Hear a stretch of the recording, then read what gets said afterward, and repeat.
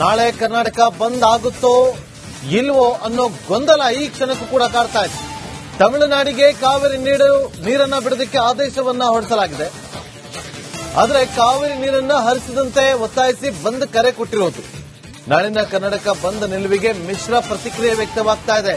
ವಾಟಾಳ್ ನಾಗರಾಜ್ ಅವರು ಶತಾಯಗತಾಯ ನಾವು ಬಂದ್ ಮಾಡೇ ಮಾಡ್ತೀವಿ ಅಂತ ಇದ್ರೆ, ಉಳಿದ ಕನ್ನಡ ಸಂಘಟನೆಗಳು ಬಂದ್ ಮಾಡಬೇಕಾ ಬೇಡವಾ ಅನ್ನೋದ್ರ ಬಗ್ಗೆ ನಾವು ತೀರ್ಮಾನವನ್ನ ತೆಗೆದುಕೊಳ್ತೀವಿ, ಒಂದು ಮೀಟಿಂಗ್ ಅನ್ನ ಮಾಡ್ತೀವಿ ಅಂತೇಳಿ ಪ್ರವೀಣ್ ಶೆಟ್ಟಿ ಬಣ ಇವತ್ತು ಮೀಟಿಂಗ್ ಅನ್ನ ಕರೆದಿದ್ದಾರೆ. ಮೀಟಿಂಗ್ ಅನ್ನ ಕರೆದು ಮೀಟಿಂಗ್ ನಲ್ಲಿ ಅಂತಿಮವಾದಂತಹ ತೀರ್ಮಾನವನ್ನ ತೆಗೆದುಕೊಳ್ತಾರೆ.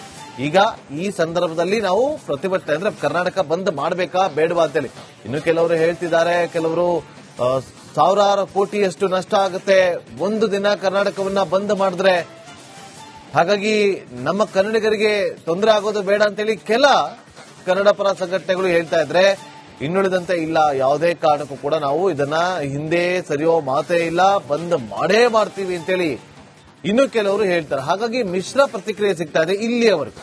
ಈಗ ಪ್ರವೀಣ್ ಶೆಟ್ಟಿ ಬಣದಿಂದ ಒಂದು ಮೀಟಿಂಗ್ ನಡೆಯುತ್ತೆ. ಮೀಟಿಂಗ್ ನಲ್ಲಿ ಅಂತಿಮವಾದಂತಹ ನಿರ್ಧಾರವನ್ನ ತೆಗೆದುಕೊಳ್ಳಲಾಗುತ್ತೆ. ಪ್ರವೀಣ್ ಶೆಟ್ಟಿ ಬಣ ಈ ಒಂದು ಕರ್ನಾಟಕ ಬಂದ್ಗೆ ಬೆಂಬಲವನ್ನ ಕೊಡ್ತಾರಾ ಇಲ್ವಾ ಅನ್ನೋದನ್ನ ಸಭೆಯಲ್ಲಿ ತೀರ್ಮಾನವನ್ನು ತೆಗೆದುಕೊಂಡು ಘೋಷಣೆಯನ್ನ ಮಾಡಲಿದ್ದಾರೆ.